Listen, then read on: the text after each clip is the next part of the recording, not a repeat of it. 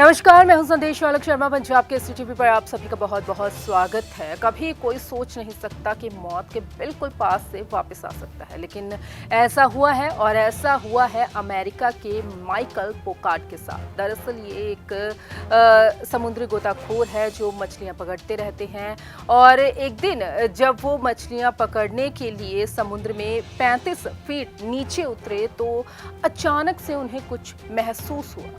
उन्हें पीछे से झटका लगा।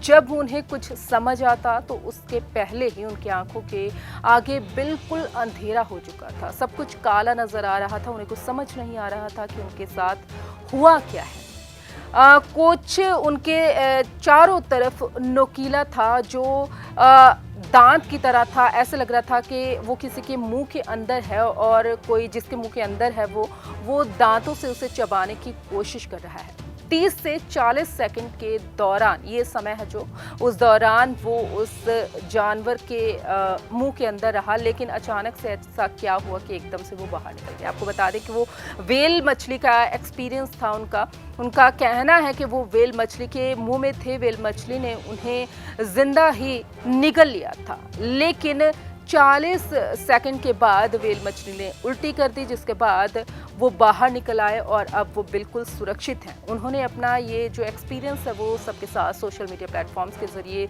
शेयर किया है। उन्होंने बताया कि उन्हें ऐसा लग रहा था कि वो मौत के बिल्कुल करीब थे। उन्हें कुछ समझ नहीं आ रहा था। उन्हें ये भी समझ नहीं आ रहा था कि वो कहाँ पे है। उन्हें ये नहीं लग रहा था कि ये व्हेल है, क्योंकि व्हेल के बहुत सारे दांत होते हैं तो दांत कम लग रहे थे। व्हेल मछली बार बार अपने दांतों से उन्हें चबाने की कोशिश कर रही थी, लेकिन ऐसा नहीं हुआ।